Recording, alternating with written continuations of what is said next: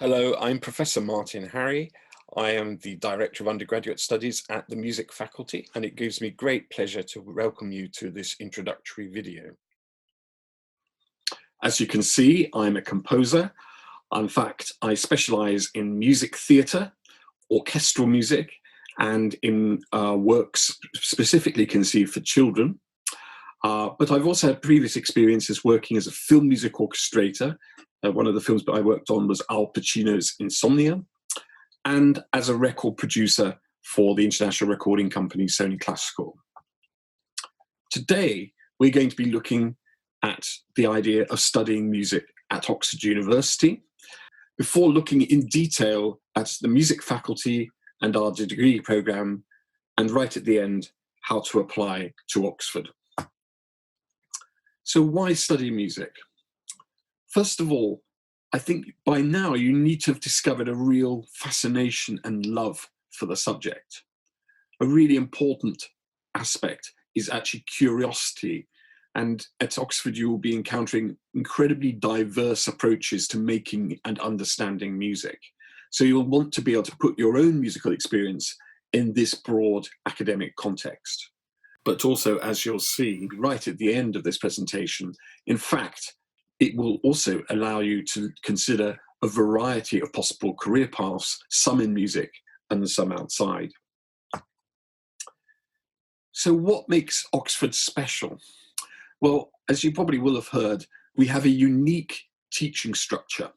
It's a combination of lecturing at the music faculty and the tutorial system, which is based at colleges. Also, you'd be surprised at the extent of the performing opportunities here and the richness of the musical environment. We have world-class facilities and some of the most exciting and challenging courses in the world at undergraduate level. So, is Oxford for you? This is what our former students have said. We've had lots of fun, had an amazing time, and have learnt an awful lot. But on the other hand, it is hard work. There are lots of different options you can take to build your own degree, much more meaty and critical than other music courses. Look at the course details carefully to make sure it is the one for you. We'll hope you'll see today that music at Oxford is friendly, unpretentious, accessible to all, has a good mix of old and new, offers a challenging, stimulating, rewarding environment. We think of sort of working hard, playing hard, and offers excellent performing opportunities. So what is a music faculty? It's basically a collection of remarkable professors, each of whom are world-leading in their field. And I just would like to give you a few examples of the kinds of research that is done at a world-leading level here at Oxford. First, Eric Clark is the Heather Professor, who can be said to be the symbolic head of Oxford's music faculty. In fact, the Heather Professorship is one of the very oldest jobs in Oxford. There's a tradition that's been going for nigh on 700 years. Eric is a world-leading authority on the psychology of music and is particularly well known for being the author of the book Ways of Listening, which interrogates how we understand and use music. In a sense, he is an example of someone in a very old job doing a very new type of musicology. Old and new also intersect in the work of Professor Elizabeth Ava Leach, who is the recipient of the highly prestigious Dent Medal. She's seen as one of the foremost authorities on the music and poetry of the 14th century, and her Oxford courses include Guillaume de Machaut and Gender and Sexuality in Medieval Musical Culture, which once more combines old and new in an unprecedented way. Professor Daniel Grimley specialises in 20th century symphonic music, particularly Elgar, Vaughan Williams, Delius, Sibelius, and Nielsen. His work is particularly innovative in the way it examines music's relationship with landscape and how landscape informs the way we hear pictures in sound. Finally, Professor Gassia Uzunian is also remarkable in being a musicologist and a violinist and a composer who specializes in sound arts and installations. Her musicological research is on loudspeakers and how headphones in particular have changed the way we hear and create music. She also does a number of courses on sound studies and in particular the sounds of the city. So now I'd like to consider composition at Oxford. Composition courses here are run jointly by Professor Robert Saxton and myself. Oxford's composition course is unusual in that students get to compose their own music in their first year and have the opportunity to hear it played in workshops. In many other institutions, composition is taught as a kind of form of imitation where you're challenged to compose in the style of Steve Reich and Arvo Pärt. Whereas we actually consider that it's important for students already to be working on their own authentic compositions. And they also have the opportunity to hear their music played by professional musicians in workshops, giving the opportunity to work interactively with high-level performers. Workshops opportunities across a student's entire undergraduate career include working with the Oxford Philharmonic Orchestra, the BBC Singers, the outstanding ensemble Chroma, the Kreutzer and Villiers quartets, Oxford's own ensemble Isis, and performers at the Oxford Lieder Festival. There is also a host of opportunities to hear your electroacoustic music played both in workshops and in live events. And we're particularly interested in solo instrument and live electronics as a medium.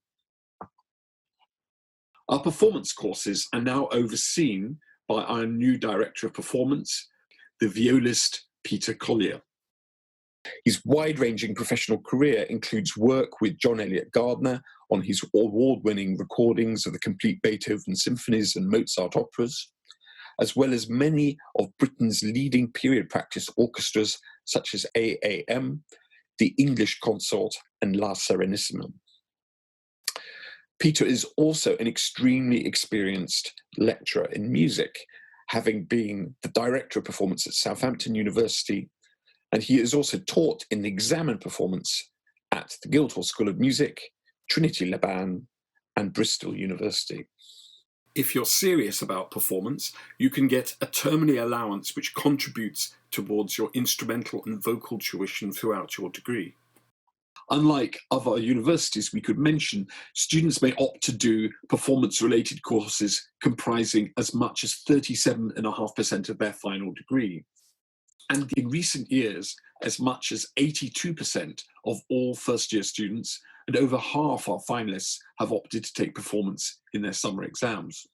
Students can either choose their own teachers or have lessons with our outstanding group of visiting teachers, such as Anna Tilbrook on piano, Hannah Roberts cello, Caroline Balding violin, and James Gilchrist voice.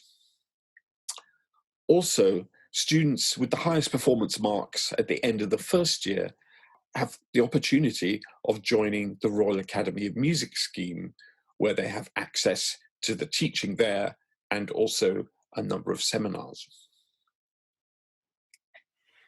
There are other advantages studying performance at Oxford. There is the fantastic chamber music course, which you can take at finals. There are exceptional conductors courses, jazz workshops, a specialism in performing contemporary classical music, early music workshops that are informed by the presence of the Bate collection here, as well as gamelan, and the Empress Research Centre, which, as I said before, specialises in electronic music performance. So just to get a sense of what our degree programme looks like in practice, at Oxford, we have a unique structure in that we only have exams at the end of your first year, which we call prelims, and your finals, which we call FHS. There is actually no assessment of any kind in year two, And we consider this a huge benefit, that it allows students to develop new ideas and to reset after their first year exams and prepare for their finals in the summer of their second year. There are course subjects that you take both in years 1 and 3, yet there are more options at finals and a greater range of modes of assessment. For example, the coursework that you can do in List C. So this is the new first year course. The first element is called Topics 1, and it's broadly speaking musicology. And with the courses that you'll find for FHS that are called Topics 2 and 3, you can see this is a line that runs throughout the entire curriculum. A new addition to the core course is a course called Foundations in the Study of Music, which we consider as a really important opportunity to develop a critical understanding of what we do as musicians and as musicologists. The SCART course, the Stylistic Composition, Musical Arrangement and Transcription, is an innovative new techniques of composition course, which I will discuss in greater detail in a moment. And then 2 different examinations form part of music analysis. A 48-hour takeaway paper where students have the opportunity of analysing a piece of Haydn, Mozart, or maybe early Beethoven, and a groundbreaking course called Critical Listening, where students have the opportunity to analyse all manner of different recordings, maybe drawn from popular music or world music or electronica. Just like Foundations in the Study of Music is a new addition to the curriculum, there are 2 new options. An elective musicological topic, where students have greater opportunity to really focus on a particular subject and answer 2 questions in an exam rather than 1, as you would do for Topics 1.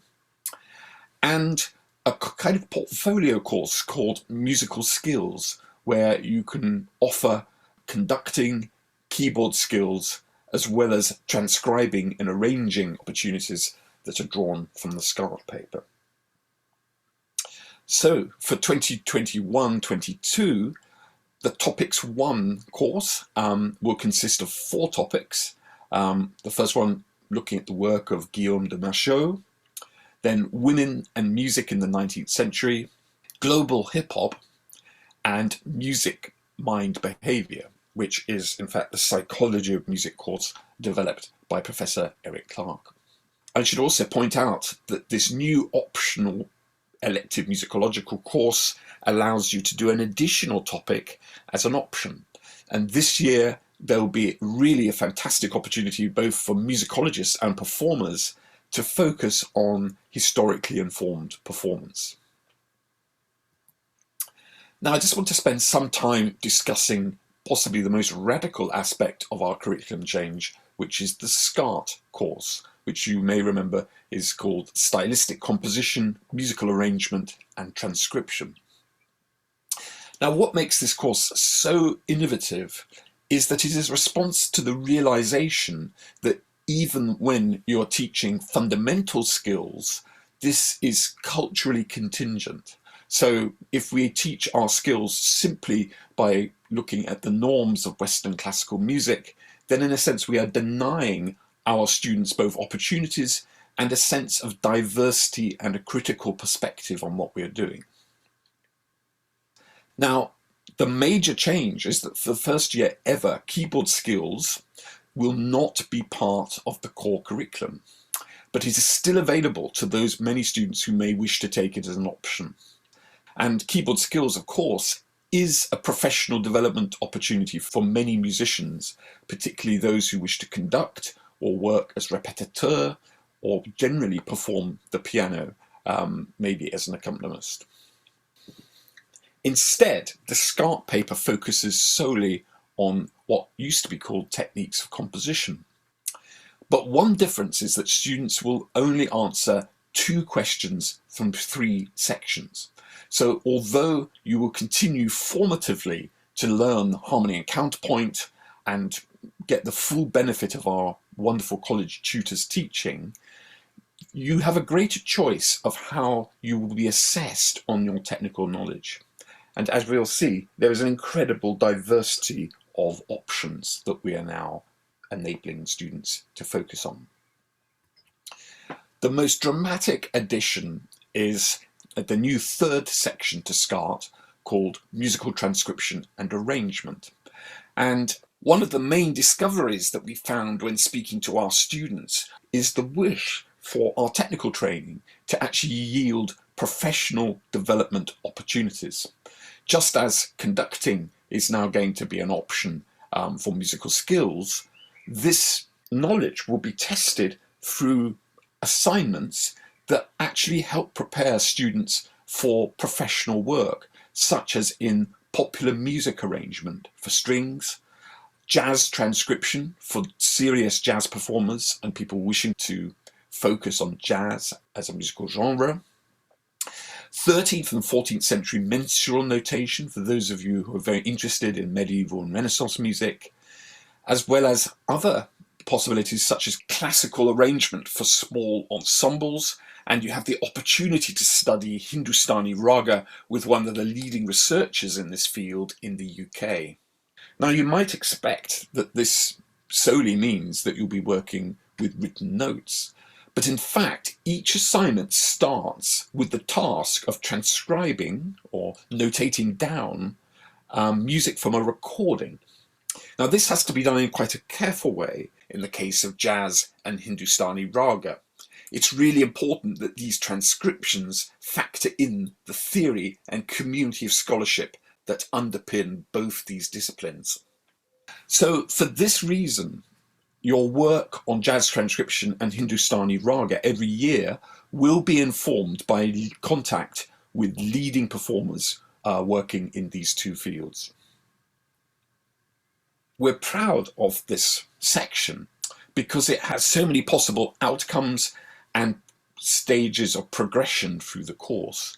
So the popular music arrangement exercise, for instance, is a really valuable preparation for an FHS course called Recording and Producing, which is an opportunity for students to record their own pop music. Another possible outcome for jazz, Hindustani raga transcription, and 13th and 14th century mensural notation is our critical addition with commentary course for FHS. Students really interested in early music will really welcome the opportunity for an early understanding of mensural notation. So that's just one of three sections, and the next two are slightly more as you would expect. There is a section on harmony involving stylistic composition opportunities for string quartet, piano accompaniment to a solo line, and crucially, jazz lead sheet realization, which was already part of Techniques of Composition last year. Two possible counterpoint assignments: 16th century counterpoint, the counterpoint that emerges from studying species counterpoint, as well as Bach fugal expositions and first episodes. So the key thing is that although students will choose two of these sections by the end of the year, there will be a great deal of formative teaching at the beginning, so students will really get a detailed understanding and harmony and counterpoint and oral training. Nevertheless, a student interested in jazz can focus only on jazz when it comes to assessment at the end of the year in the current framework, simply by taking lead sheet realization as an assignment for the harmony paper, and of course jazz transcription from the musical transcription and arrangement section. Similarly, a student particularly interested in medieval Renaissance music can focus on studying counterpoint and 13th century musical transcription. The SCART paper is complemented by an optional course called Musical Skills. Musical Skills offers further opportunities to explore the full range of diversity of techniques available in SCART, so you can do up to 2 further assignments simply from SCART, or you can study conducting skills for the first time as a first-year student at Oxford. Now, this is not insignificant because I've long felt that conducting has been one of the main reasons to come to Oxford and study music. The richness and greater flexibility of musical life at Oxford means you have greater opportunities to form musical ensembles there when compared to music conservatories, which tend to be more prescriptive, more tightly controlled in terms of what musical activities you can do. You are able to develop your skills further through conducting one of the 10 Oxford University Music Society ensembles in your final year, and also to do our conducting courses for FHS. As I said before, keyboard skills is still taught here, and most colleges it will be taught formatively, but you can take this as an option for musical skills for your final exam in the summer. Now, moving on to the final honours schools, which happens at the end of your third year. The follow-up musicological papers from the first year are 2 papers called Topics 2 and Topics 3. The first is a 2-hour exam called Topics 2, and this tends to focus on historical musicological topics. And the next cohort to study for FHS will do vernacular song in the long 13th century, polyphony and polemic in a fractured Europe, which is more concerned with 15th and 16th century music, as well as the classical and romantic concerto from the late 18th and 19th century. Topics 3 tends to be more empirical and contemporary topics. So in this paper, you could currently do world jazz, women in popular music, modernism in Vienna, which is broadly speaking from Mahler to Alban Berg, including serial music by Arnold Schoenberg, as well as a history and philosophy of music education, which would be invaluable training for anybody who's thinking of becoming a music teacher. Another core part of FHS is a group of 3 papers from which you should choose 2. Music analysis and criticism is a 48-hour takeaway paper. The 48 hours allows you to hear your music in advance and really create a considered response to a really rich piece of music. The options for this paper have actually been enhanced. So in addition to, as before, analysing maybe a piece of chamber music from the 19th century, you also have a choice of doing maybe orchestral songs or other forms of texted music from the 19th century, or what we describe as expanded tonality music, say of Debussy and Ravel from the start of the 20th century. This is not the limit to what you can offer under music analysis and criticism, because you could replace it with what is called an analysis portfolio. Analysis portfolio can really be based on any type of music, and the reason why we're doing it this way is that the sheer variety of music available to analyse requires far more individuated teaching.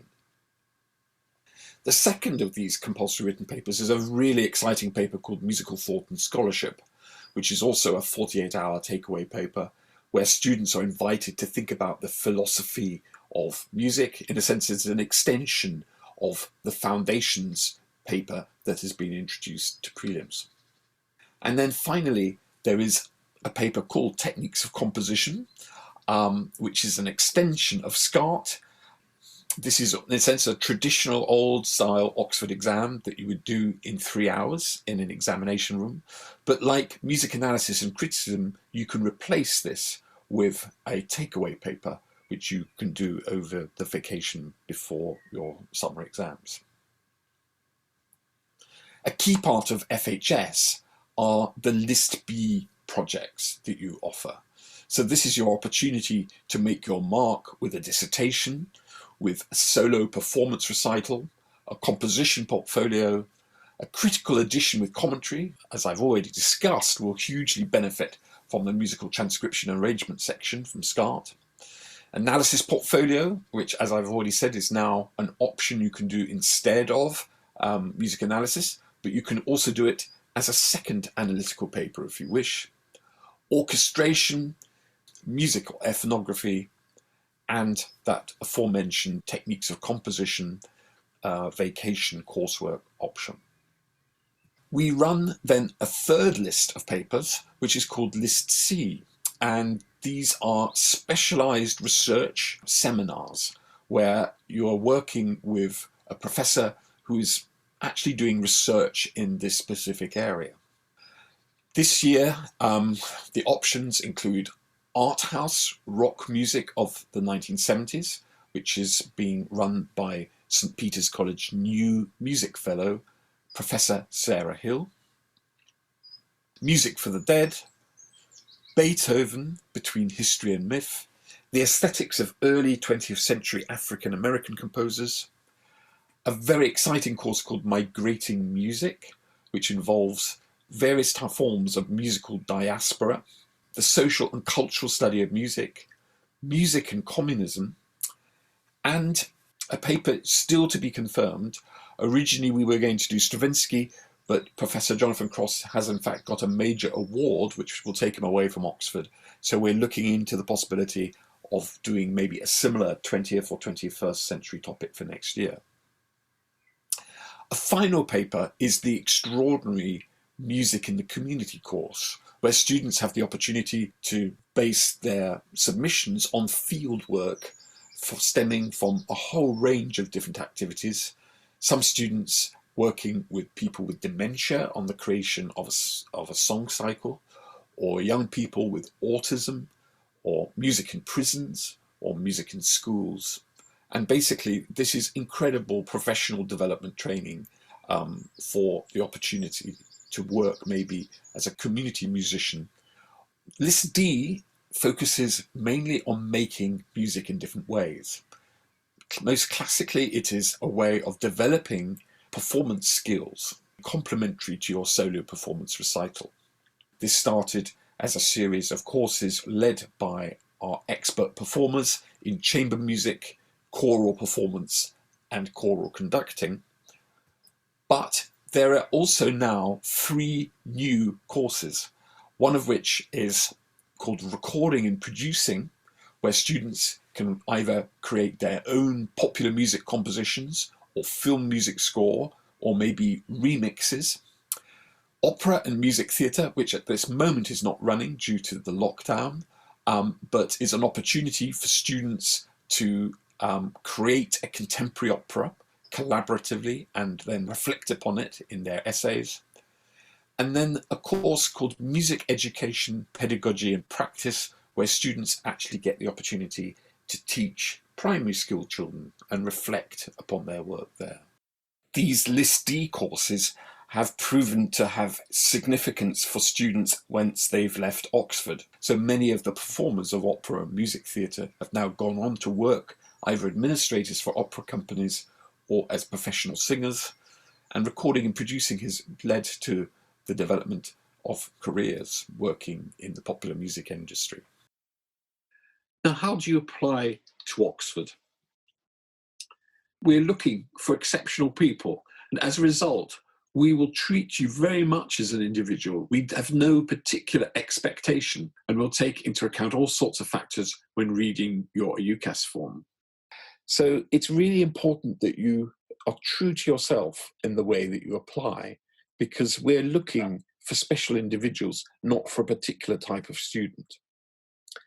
When we read your UCAS form, we're taking into account not only your academic record, but your personal statement becomes a key part of the form, as it's your opportunity to explain what you're interested in and almost certainly to set the agenda for any interview you may have with us. Another key part of your UCAS form is clearly the school's reference, and above all, the predictions. And it's really crucial that you get 3 A's from your teacher if you apply to us. If you're in a situation where you don't get such a prediction, then I suggest that you get in touch with us in advance. If on the basis of your UCAS form we decide to call you to interview, we will then ask you to submit 2 pieces of written work, one of which needs to be an essay written about music, and the other of which can be an A-level essay on any subject, as well as harmony and counterpoint exercises, and, if you wish, compositions. Then during the week of the interviews, you'll be asked to do a 5-minute performance test, and you will get the opportunity of having interviews with 2 or 3 colleges here. So for harmony and counterpoint, we strongly advise you to send 2 bar chorales with your application. It's important for us that they should be marked by your teacher, so we have some sort of idea of the level of training that you've had. If it is not possible for you to do this, please contact the tutor of the college you wish to apply to discuss this part of your application. Please be aware that although your application is handled by the college you apply for, as a music faculty, we oversee the decision-making process to ensure that the best students obtain places across the entire field of applicants. But you may be wondering which college to apply for. So here, there are a number of different factors you might be considering, such as how old the buildings are and whether they feature in Inspector Morse. But we recommend instead that you think about the affinity that you potentially will have with the music tutor there, because in a sense, the music tutor is the guiding spirit of music at the college that you apply for. However, there is also the possibility that you could leave your college choice open if you genuinely don't have a sense of which would be the best place to apply for. And this has certain advantages in that we can find a good fit for you.